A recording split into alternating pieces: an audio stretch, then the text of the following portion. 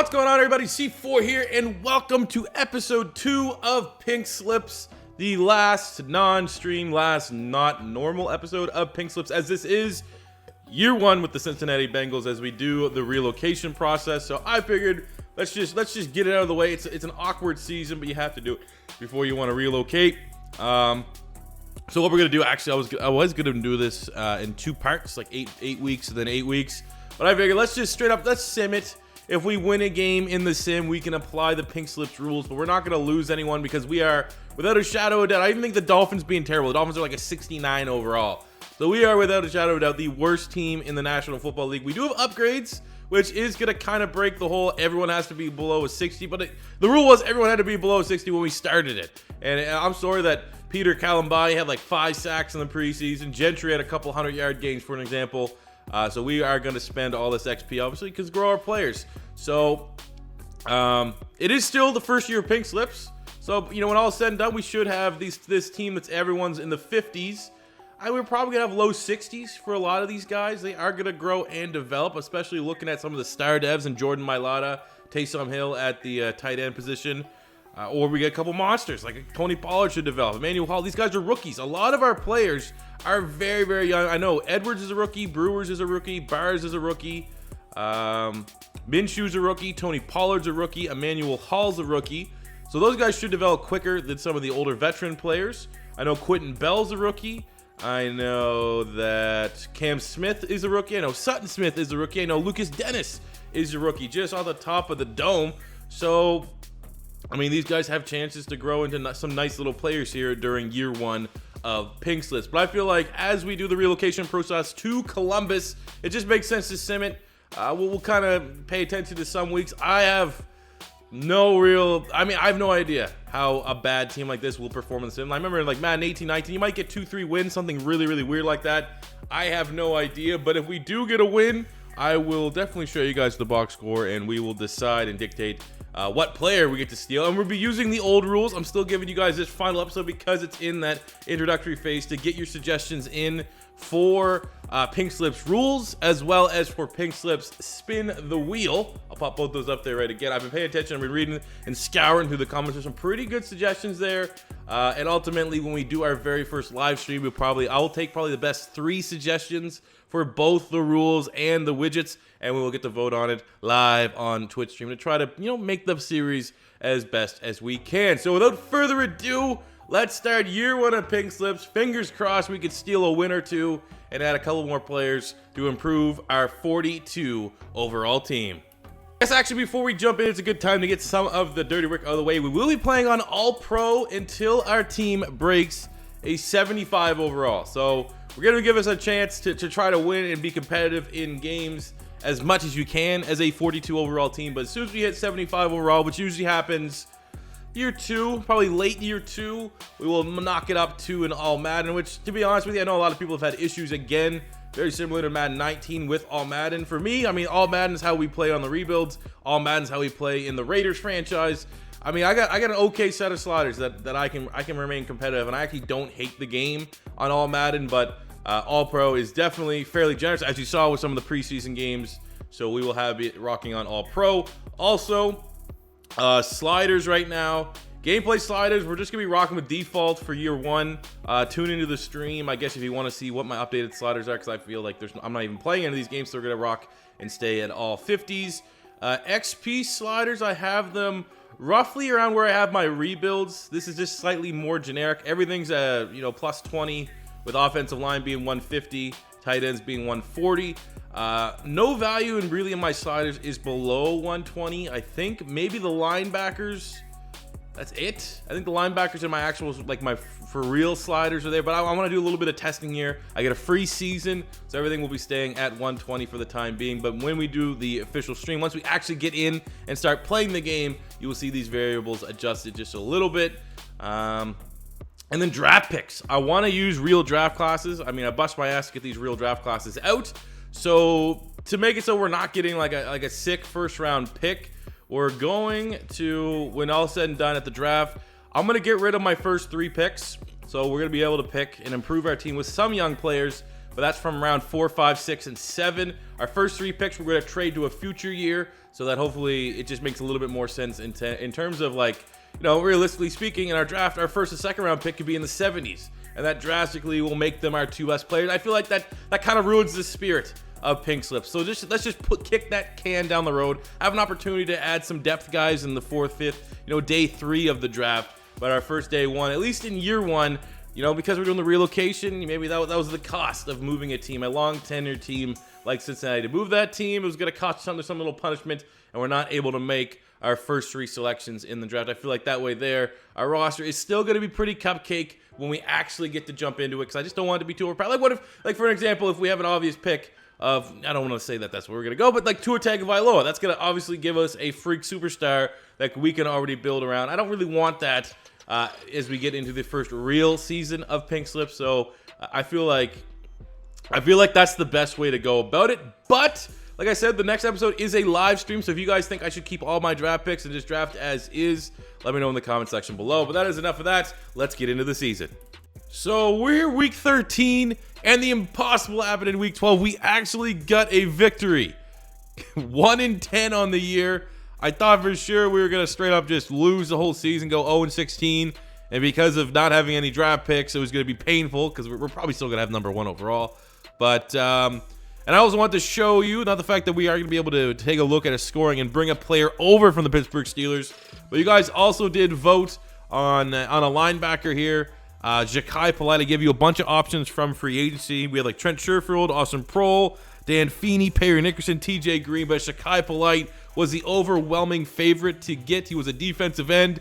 We flipped him to outside linebacker, Gator made, and the fact that Ja'Kai Polite, Cam Smith, who's a 68, Sutton Smith, who's a 67, and Sutton Smith and Cam Smith have both gone up, I think, +3 already this year. Young guys have developed very, very well. We've seen great development of those two. I think Mosley's gone up 3 or 4. On the offensive side, Minshew's gone up 3. Pollard's gone up 2. And we're definitely seeing some growth here out of my lot. I think he's had 3 or 4 skill points. We're trying to make him more so a ski. Either way, we've had some actually fairly decent development. We're up to a 46 overall. But we get to take a look here at the rules. And I looked through the comments on the first video. It seems like most of you and almost all of you consensus were that the scoring rules were good. They don't need to be retooled again. They were heavily retooled last year, and I think we found the money zone. So here against Pittsburgh, let's take a look at what our score was and what type of player we could take away from the Pittsburgh Steelers. So it's a big one right off the bat. You get 1 star for winning the game. You get a 2nd star because it's a divisional win, so this is huge. From individual stats, we have Gardner Minshew went over 300 yards and had 3 touchdowns. 300 yards is half a star. 3 touchdowns is half a star. So that is a full star, giving us 3. We didn't get anything from Tony Pollard run the ball. Emmanuel Hall, I knew he was going to be an absolute beast when it came to the sim. You just bringing him in, he's going to be awesome.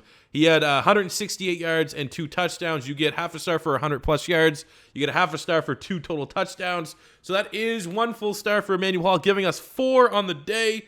Defensively, we did get 2 sacks, but it has to be 2 sacks for the same guy to count for any score. We didn't get any interceptions, so that gives us 4 stars on the day here against the Pittsburgh Steelers, which by my calculations gives us a +8 upgrade opportunity when you look at the Pittsburgh Steelers. So that could be coming from multiple players, and usually early on.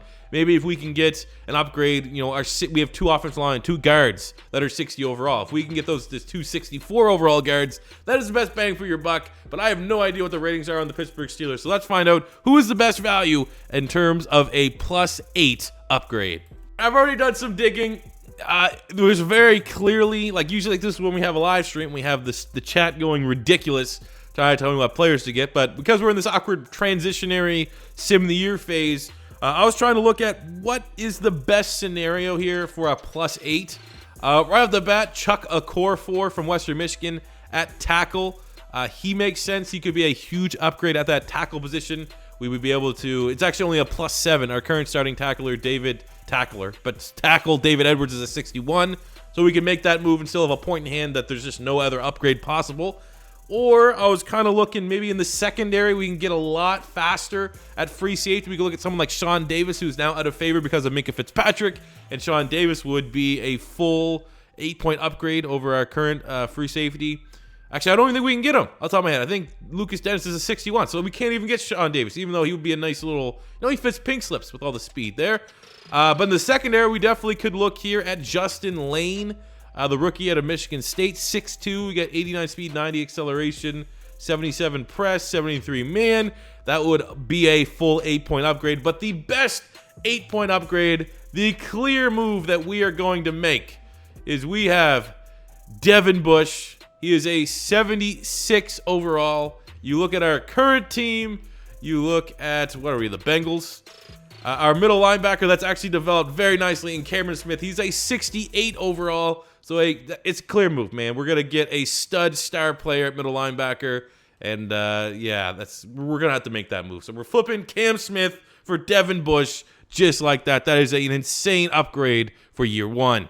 So now look at that defense. We're up to a 46 overall. I think that adding really Devin Bush give us 1 point, 1 full point overall. Our linebacking core looks really good. I mean, he still has yet to unlock his dev trait. I think it reset because we traded for him, maybe.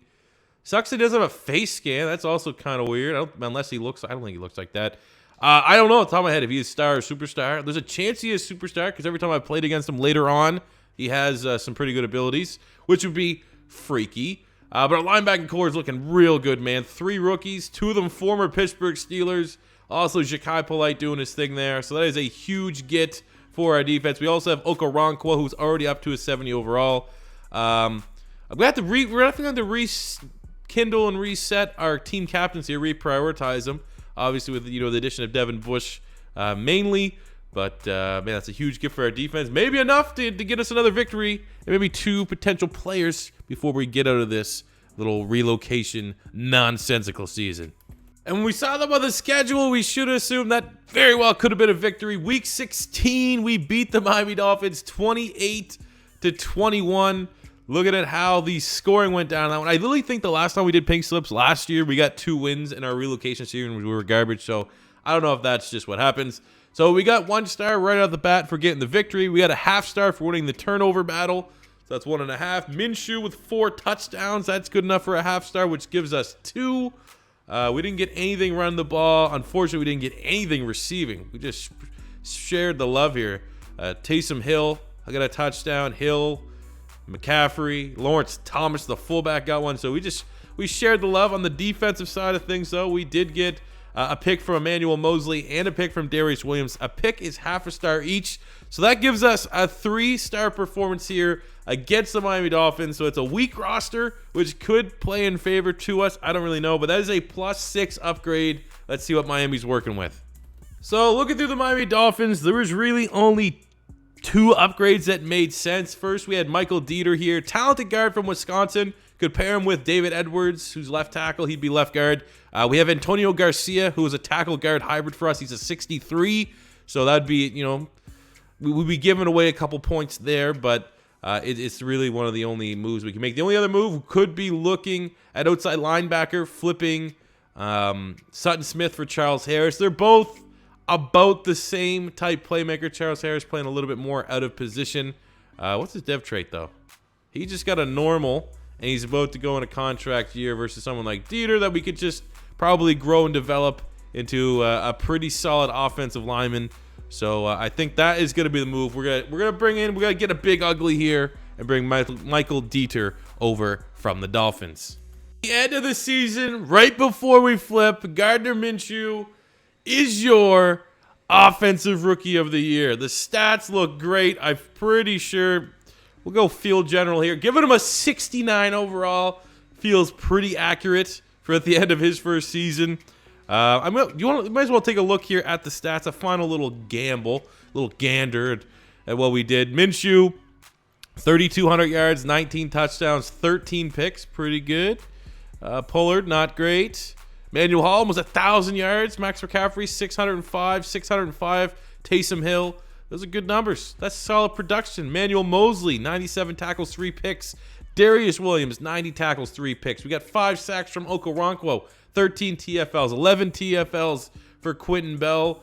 Devin Bush, I don't know if these stats are reset from when he came over to our team or not, but that looks good. Kicking was not great. Punting was fine. But hey, offensive rookie of the year. It's all good. What kind of dev trait does Mr. Bush have? Let's see. Oh, it's superstar. Oh, it's superstar. And I love it. Now, let's become the Columbus Explorers. So here is where we're gonna leave it. Now, as the Columbus Explorers, we're gonna have the offseason. I feel like that's a great starting point for the first live stream and for the first episode as we get into the real life pig slips. Like I said, we're not gonna sign anyone in free agency. I mean, I guess if someone hits free agency after the draft, something like that, that's under a 60 overall, pretty much sure we already, mind swept for all those talented playmakers. And we're gonna have to trade, like I said, our first 3 picks, I feel, and then we're not going to get rid of them. We're not just going to trade them for nothing. We'll trade them for future picks. So we still have those available to us in future years, but we just don't want to be, landing a couple superstars or star dev type players really, really early. But we're 48 overall. We're still, without a shadow of a doubt, like 20 points off from like the Dolphins, 21 points, I think, in terms of the second worst team. So the gap is still massive, and the deck is definitely stacked against us and head coach Tom Savage.